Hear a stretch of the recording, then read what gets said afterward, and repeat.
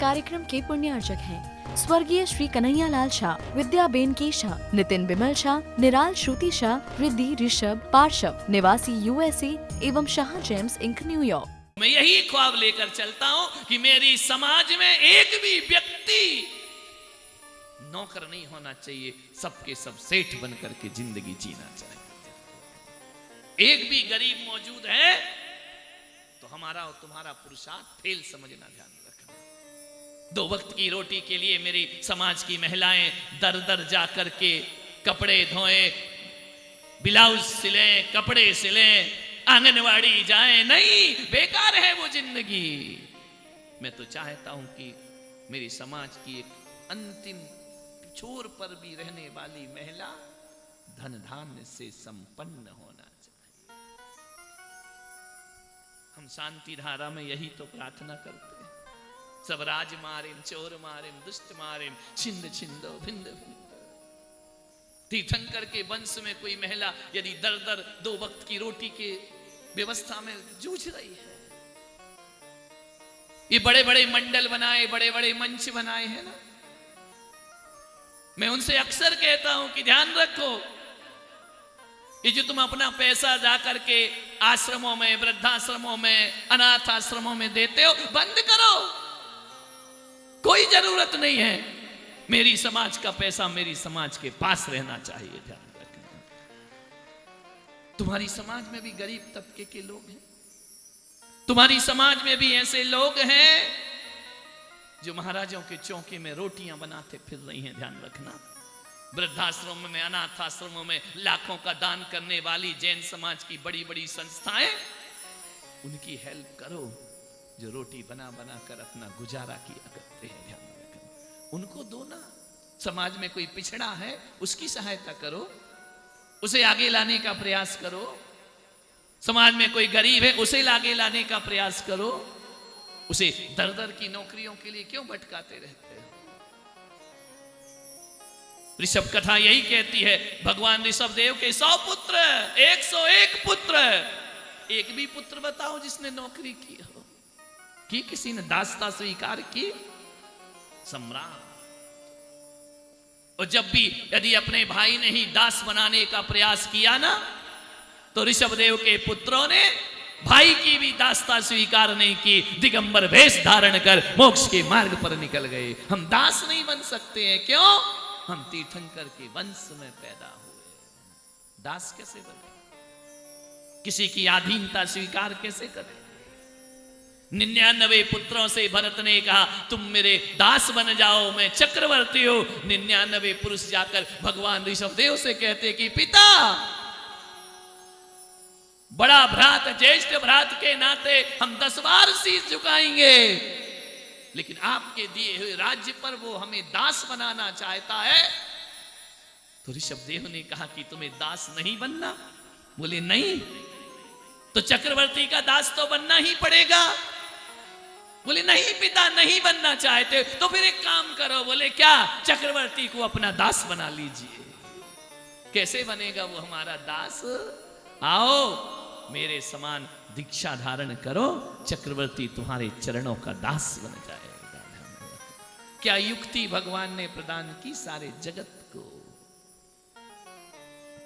मैं तो कहता हूं कि बड़े से बड़ा सीए, बड़े से बड़ा इंजीनियर भी छोटी सी किराने की दुकान वाले के सामने छोटा हुआ करता है, भले छोटी सी दुकान हो। हम उस भूल गए अपनी संस्कृति को, अपनी भगवान ऋषभ देव की बनाई हुई वर्ण व्यवस्था। कुछ लोग सोचते हैं कि जैनों के तीर्थंकर राजपूत थे, ठाकुर थे, क्षत्रिय थे। अरे उन्हें क्षत्रिय नहीं कहा है। ऐसे भ्रम में मत जीना। आज वर्ण व्यवस्था बनाएंगे भगवान। आज क्षत्रिय, आज राजपूत मांसाहारी है। क्या ये ऋषभ देव का बनाया हुआ वंश है? नहीं। ऋषभ देव के समय केवल एक ही धर्म था, वह सनातन सत्य धर्म, जैन धर्म, जिनेंद्र को मानने वाला धर्म था। बाकी मत तो ऋषभ देव की दीक्षा लेने के बाद बने हैं, मारीच के द्वारा। उससे पहले तो सब जिन भक्त थे पूरी दुनिया में। कोई क्षत्रिय नहीं था, कोई ब्राह्मण नहीं था, कोई वैश्य नहीं था, कोई शूद्र नहीं था। लेकिन जब कर्म भूमि का प्रारंभ हुआ, आज राज्य अवस्था संभालेंगे भगवान ऋषभदेव। जब कर्म भूमि की व्यवस्था होती है तो सभी जिन भक्तों को ऋषभदेव अपने पास बुलाते हैं। सारे जिन भक्त थे। जैन कोई जाति थोड़ी है, जैन एक श्रद्धा है, जैन एक आचरण है, जैन एक समर्पण है, जैन एक ज्ञान है, जैन एक सम्यक्त है।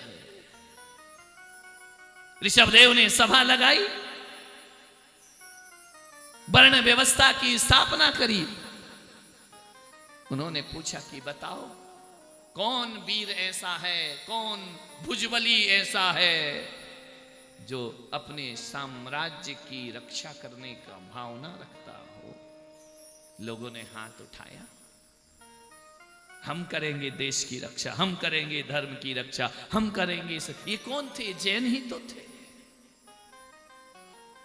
ऋषभदेव ने कहा तो तुम इधर बैठो, आज से तुम्हारा वर्ण क्षत्रिय वर्ण होता है, ध्यान रखना। तलवार दी असी मसी कृषि शिल्प कला माणी, पकड़ो ये तलवार। अहिंसा को उपदेश देने वाला तलवार कैसे पकड़ा सकता है? भगवान ने कहा तलवार भी अहिंसा हो जाती है, ये अनेकांत है भगवान का। उन्होंने कहा कभी किसी की भूमि पर अतिक्रमण नहीं करना, किसी की सीमाओं को लांघना मत। जो सीमाएं मैंने बना दी हैं उसका उल्लंघन नहीं करना। लेकिन कोई तुम्हारे ऊपर प्रहार करने आए, इस तलवार से अपनी रक्षा करने का अधिकार तुमको मैं प्रदान। वो व्यवस्था आज भी चल रही है। 70-75 साल की आजादी के बाद कभी आपने नहीं देखा कि भारत ने किसी देश पर आक्रमण किया हो। लेकिन भारत पर कोई आक्रमण करता है तो भारत, ऋषभदेव का भारत जवाब देना जानता है, ध्यान रखिए। ऋषभदेव ने इसीलिए तो तलवार दी थी कि कोई आक्रमण करे तो अपना बचाव जरूर करना। जो मारेगा वो क्षत्रिय नहीं हो सकता है, जो शत्रुओं से बचाव करेगा और प्रजा का संरक्षण करेगा वह क्षत्रिय वर्ण में स्थापित किया जाएगा। भगवान ने पूछा जो लोग शक्तिशाली नहीं हैं, ताकतवर नहीं हैं, जो युद्ध कला नहीं सीख सकते हैं, इस समाज में जीने के लिए व्यापार का आदान प्रदान भी चाहिए, वस्तुओं का। किसी के पास गेहूं है, किसी के पास चावल है, कि कोई दाल उगाता है, लेकिन अकेली दाल से तो जीवन नहीं चलता ना, अकेले चावल गेहूं से तो जीवन नहीं चलेगा ना। तो भगवान ने कहा जिसके पास जो हो ज्यादा हो वो दूसरे को दे दे, और जिसके पास दूसरी वस्तु ज्यादा हो वो उसे दे दे। इस विनिमय को व्यापार कहा जाता है, ध्यान रखिए। आदान प्रदान करना, इसके लिए थोड़ी सी बुद्धि चाहिए, ये बुद्धुओं का काम नहीं है। और आज भी तो यही होता ना, सारे विश्व में जो व्यापार चलता है पैसों का व्यापार नहीं चलता है, वस्तुओं का आदान प्रदान किया जाता है। भारत से गेहूं लिया जाता है, भारत से चावल लिया जाता है, बदले में तेल दिया जाता है। ये व्यवस्था किसने बनाई? मोदी जी ने? किसने बनाई? ब्रह्म तीर्थंकर ऋषभदेव भगवान ने बनाई। भगवान जिनके पास वस्तु नहीं होगी वो क्या आदान प्रदान करेगा? भगवान ने मुद्रा का प्रचलन सिखाया। मुद्राएं भेंट करो, बदले में मनचाही वस्तु प्राप्त करो। कर्म भूमि है, कर्म योद्धा है, किसी का छीनना नहीं, लूटना नहीं। कौन करेगा यह काम? तो सभा में बैठे कुछ लोगों ने कहा भगवान हम व्यापार करना चाहते हैं। भगवान ने कहा कि जो जो व्यापार करना चाहता है ना, उसे मैं वैश्य वर्ण की संज्ञा प्रदान किया करता हूं। भगवान ऋषभदेव ने कहा अब एक बात बताओ, रक्षा तो राजा करेगा, वैश्य व्यापार करेगा, सेवा कौन करेगा? युद्ध के बाद थकान तो होगी ना, व्यापार के बाद थक जाएगा ना आदमी, सेवा कौन करेगा? कुछ लोगों ने कहा हमारी बुद्धि व्यापार में नहीं है, हमारा शरीर लड़ने योद्धा में नहीं है, हम सेवा करेंगे भगवान। तो बोले ठीक है, हम तुमको शूद्र वर्ण की स्थापना करते हैं। उनके लिए शूद्र वर्ण बनाया गया। भरत जी महाराज ने देखा कि इसमें एक चीज और जोड़ना चाहिए कि व्रत नियम कौन धारण करेगा, संयम कौन धारण करेगा। जो व्रतों को धारण करेगा उसे ब्राह्मण के वर्ण में स्थापित कर दिया जाता है। अब बोलिए जैनियों, ये चारों वर्ण जैनों के हैं या अजैनों के हैं? बोलो, जैनों के हैं। ये सब जैन थे। ये मत बोलना कि हमारे तीर्थंकर राजपूत थे।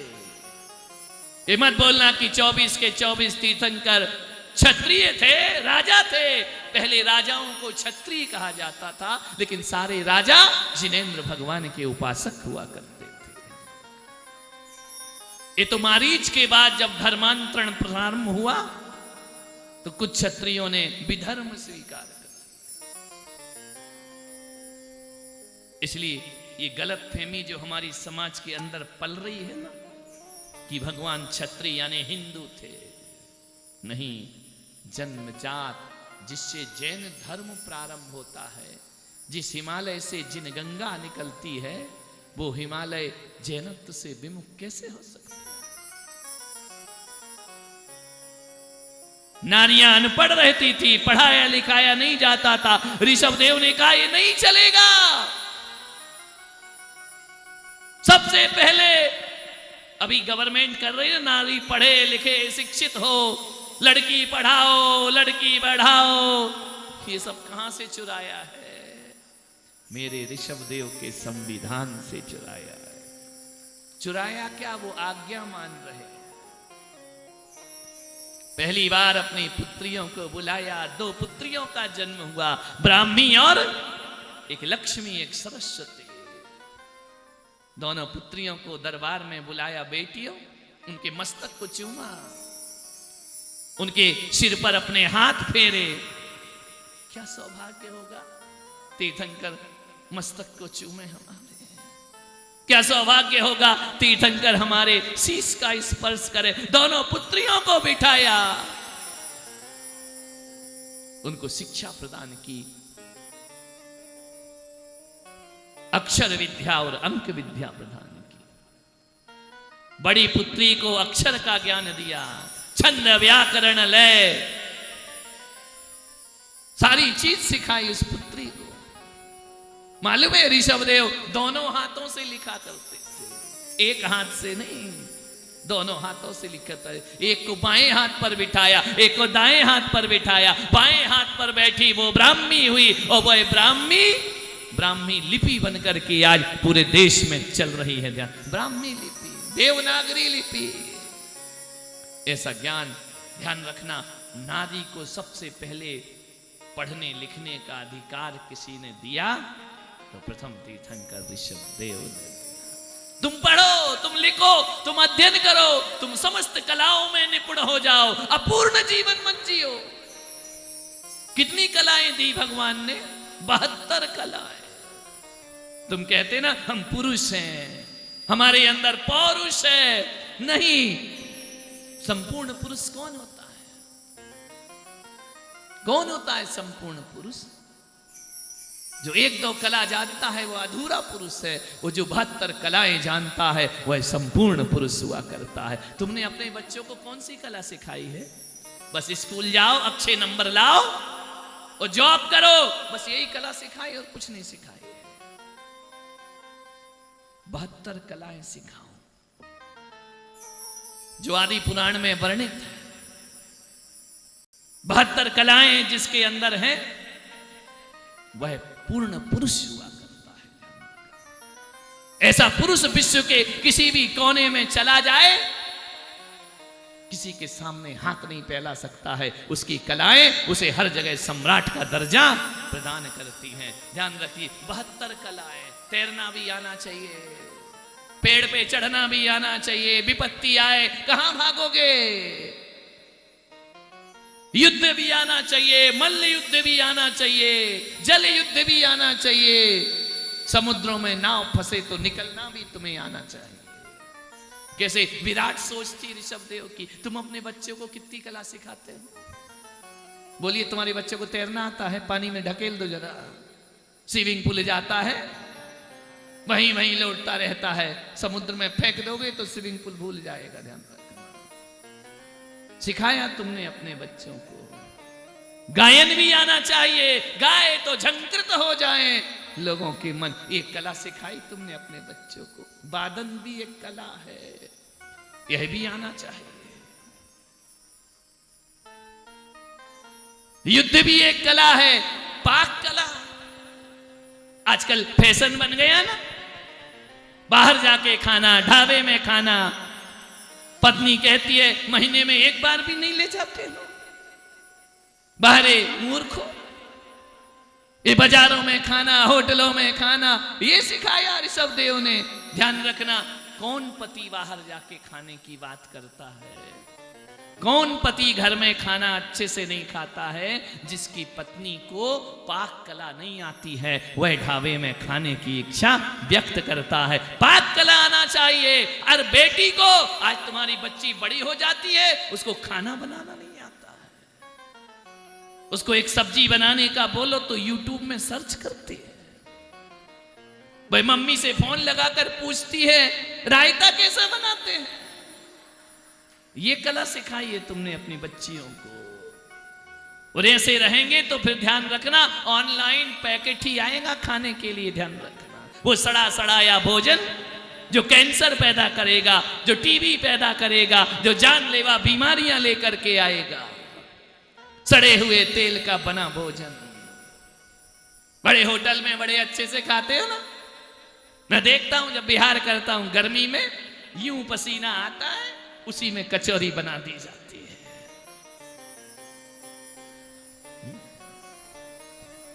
पानी पूरी का हाल देखा?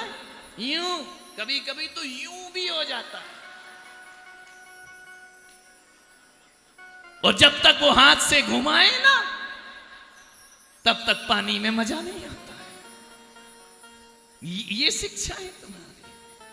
इस कार्यक्रम के पुण्यार्चक थे स्वर्गीय श्री कन्हैया लाल शाह, विद्याबेन की शाह, नितिन बिमल शाह, निराल श्रुति शाह, रिद्धि ऋषभ पार्शव, निवासी USA एवं शाह जेम्स इंक न्यूयॉर्क।